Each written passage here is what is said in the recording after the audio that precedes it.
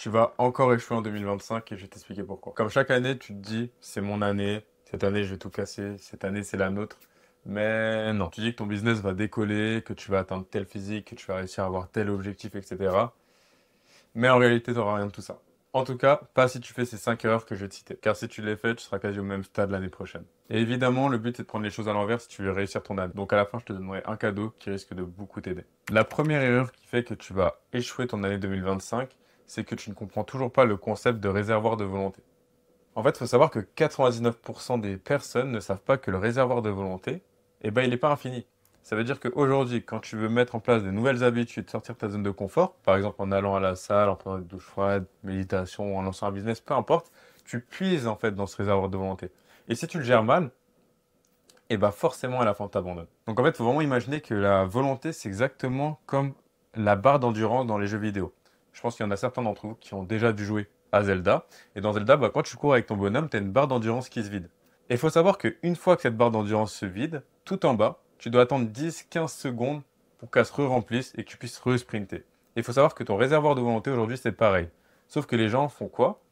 Ils vont sprinter pendant les 2-3 premières semaines du mois de janvier, donc ils vont se donner à fond, ils vont faire les choses à très haute intensité, etc. Et finalement, bah, leur réservoir, il diminue. Sauf que là, ils ne doivent pas attendre 10-15 secondes pour qu'ils se re-remplissent. Ils vont devoir attendre des mois, voire même années. Ça veut dire qu'ils vont devoir attendre un événement, que ce soit le Summer Body ou que ce soit encore la nouvelle année pour se dire, ok, là c'est bon, je reprends de nouvelles habitudes. Sauf qu'au final, c'est un cercle vicieux et t'avances plus. Et je vais te donner un exemple par moi quand je faisais encore du basket, etc. Et bah, je voulais me lever à 5 heures du matin, prendre des douches froides, faire de la méditation, tout faire en fait pour réussir, parce que je pensais que ça devait passer par là. Et finalement, bah, résultat, qu'est-ce qui s'est passé? J'ai tenu 2-3 semaines et au final, j'ai fini par tout abandonner. Donc j'étais crevé, je procrastinais et au final, vraiment, j'ai tout lâché. Et le problème, c'est que beaucoup d'entre vous et beaucoup de gens font cette erreur de se fixer des objectifs démesurés, que ce soit en termes d'intensité ou en termes de volume.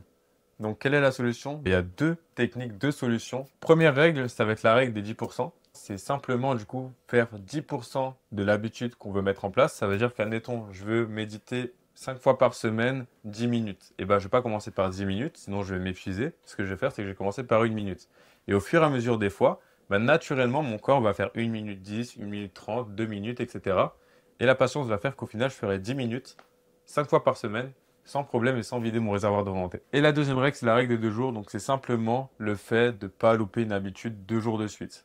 Donc, c'est OK des fois d'avoir des oublis, mais ce qui est important, c'est pas de louper 2 jours de suite. Si vous loupez 2 jours de suite, derrière, pour réancrer l'habitude, ça sera hyper compliqué. Maintenant, la deuxième erreur qui fait que tu vas encore échouer ton année 2025, c'est que tu restes encore bloqué dans ton ancienne identité. Ce qu'il faut comprendre, c'est qu'il ne faut pas changer tes actions seulement, il faut changer qui tu es. Parce que l'identité, c'est simple. En fait, l'identité, c'est juste un amas de pensées. Et les pensées, c'est exactement comme des vêtements. On peut les enlever et prendre celles qui nous correspondent. Donc aujourd'hui, forcément, si tout ton entourage te dit que tu es un flemmard, eh bah oui, tu vas t'accrocher à cette pensée de je suis un flemmard et donc tu vas te comporter comme. Alors qu'en réalité, si tout ton entourage te dit que tu es un monstre, tu charbonnes de ouf, bah forcément, tu vas t'aligner à cette vision et tu vas devenir quelqu'un qui charbonne énormément. C'est pour ça qu'on dit que c'est hyper important de bien s'entourer. Donc je prends l'exemple d'un fumeur qui va arrêter de fumer. Un fumeur qui va arrêter de fumer, faut pas qu'il se dise juste ok, je mets les actions en place pour arrêter de fumer, donc j'achète moins de cigarettes, j'en fume moins dans la journée, etc. Non, c'est vraiment se dire que c'est un non-fumeur. Si elle se comporte et elle reset en fait son cerveau pour se dire que bah non, c'est non-fumeur, et bah cette personne n'aurait plus envie de fumer. Et si derrière, elle aligne ses actions, parce que bien sûr, il faut aligner les actions derrière, si elle aligne les actions à cette nouvelle identité, donc non-fumeur qu'elle s'est donnée, bah, arrêter de fumer, ce sera beaucoup plus facile et attendra beaucoup plus vers ça. Le cerveau ne distingue pas l'imaginaire du réel. Donc maintenant, je vais te donner la solution, la méthode pour changer ton identité. C'est simple. Premièrement, tu vas prendre un papier et je t'invite vraiment à le faire, même mettre pause sur cette vidéo pour le faire. Prendre un papier et écrire la personne que tu veux devenir dans les moindres détails. Donc qui tu veux être, quel accomplissement bah, tu as. Et donc vraiment écrire au présent, dire je suis, pas j'aurai ou je serai. Vraiment écrire au présent. Deuxièmement, une fois que tu as fait ce papier-là, affiche-le à des endroits où tu vas le voir assez souvent, donc à côté de ton lit, sur ton bureau, sur ton frigo. Et troisièmement, tu as juste à agir comme cette personne en y allant petit à petit. Ça veut dire que tu vas être quelqu'un de productif, programme-toi des petites sessions de deep work.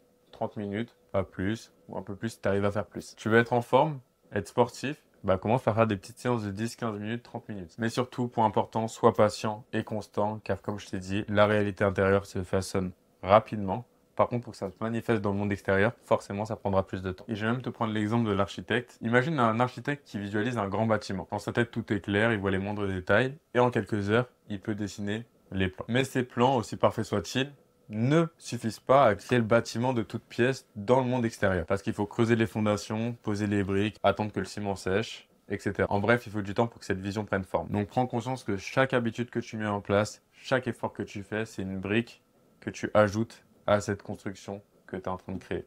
Et le problème, c'est que beaucoup d'entre vous abandonnent parce que ça prend du temps, sauf que chaque bonne chose prend du temps, que ce soit la construction d'un bâtiment ou même votre transformation personnelle. La troisième erreur qui fait que tu vas échouer ton année 2025, c'est que tu ne te fixes pas d'objectif précis. Je vais te raconter une histoire. Un jour, j'ai rencontré un mec qui voulait réussir dans la vie. Son objectif, c'était ça, réussir. Du coup, il a essayé le dropshipping, le trading, etc. Il a essayé plein de business. Mais à chaque fois, il abandonnait avant d'atteindre des résultats. Et un jour, il a rencontré un mentor qui lui a posé une question simple. La question, c'était: qu'est-ce que tu veux? Sois précis. Et là, il a répondu: je veux de l'argent. Et le mentor lui a juste demandé: combien? D'ici quand? Et pourquoi faire? Et là, la personne en face était incapable de répondre. Donc la leçon, c'est que si tu n'as pas de clarté, tu n'as pas de direction. Et si tu n'as pas de direction, chaque obstacle te paraîtra insurmontable. Alors que si tu as un objectif clair, chaque petite victoire te rapprochera de ta destination. Donc, je vais quand même pas te laisser comme ça, et comme d'hab, je vais te donner une méthode concrète pour te fixer des objectifs. Pour que là, après cette vidéo, tu puisses déjà fixer tes objectifs. Premier point, va falloir en fait tout simplement appliquer la méthode SMART. SMART, c'est quoi? C'est donc spécifique, mesurable, atteignable, réalisable et temporel. Donc, que tu as un objectif spécifique, admettons, je vais devenir musclé. Mesurable, je vais atteindre 86 kg. Atteignable, donc est-ce que c'est atteignable pour toi actuellement? Réaliste, est-ce que c'est faisable avec tes moyens actuels? Et temporel, pour mettre une date limite et pour vraiment pouvoir te mettre une sorte de pression saine pour atteindre cet objectif. Donc pour donner un exemple, au lieu de te dire je veux être en forme, dis plutôt je veux perdre 5 kg en 3 mois, en faisant du sport 3 fois par semaine et en mangeant équilibré. Et là, tu as un objectif clair. Quatrième erreur qui va te faire encore échouer ton année 2025, c'est ne pas sortir de ta zone de confort. On entend très souvent, faut sortir de sa zone de confort, etc. Sauf que ça veut tout et rien dire. Et donc, je vais te raconter une histoire pour que tu comprennes un peu mieux qu'est-ce que ça signifie et comment faire. Donc, l'histoire s'est déroulée en Corse. C'était cet été.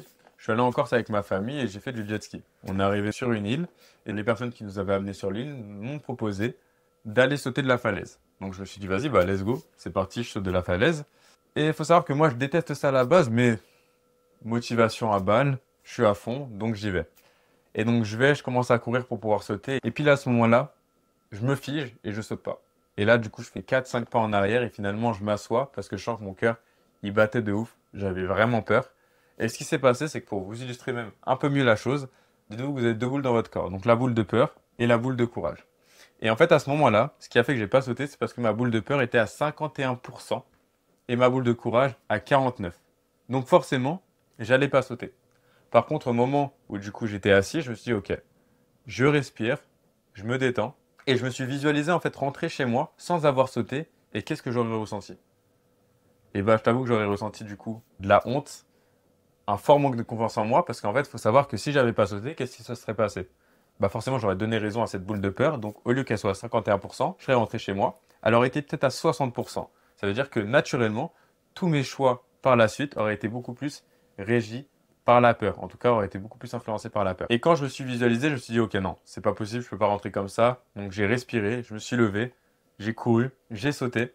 Et de là, une fois arrivé dans l'eau, je me suis senti super bien, super fier de moi, super confiant. Ça veut dire que naturellement, de par cette prise de risque, je serais amené à prendre des choix beaucoup plus inconfortables facilement que si je ne l'avais pas fait. Donc, il faut que tu prennes l'habitude de dépasser tes peurs.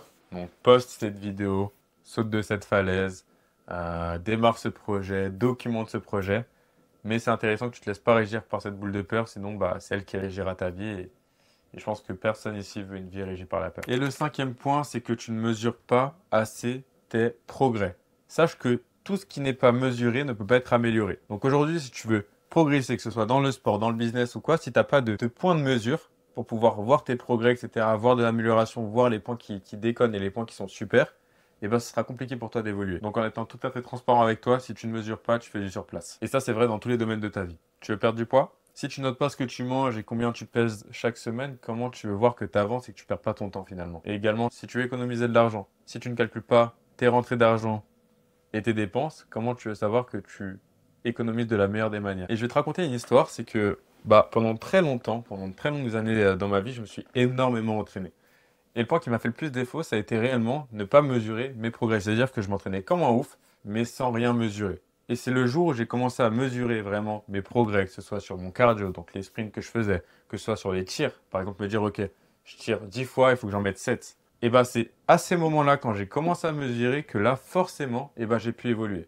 Et c'est comme les habitudes. Quand j'ai commencé aussi à mettre en place un tracker d'habitudes pour voir quelle habitude j'arrivais à tenir longtemps et quelles étaient celles où c'était compliqué, et ben là c'est cool parce que j'avais une visu et je pouvais pas me mentir à moi-même. Parce qu'en fait, en vrai, la plupart d'entre vous, vous allez vous mentir à vous-même parce que vous ne mesurez pas les choses. Donc c'est facile de se mentir et se dire non mais en vrai je fais le taf, etc. Mais si tu mesures les choses et tu vois de manière claire ce que tu fais, ce que tu ne fais pas et ce que tu fais mal, et ben là, ok, c'est pas agréable de le savoir et de le reconnaître, mais il faut l'accepter. Et c'est comme ça que tu vas pouvoir progresser.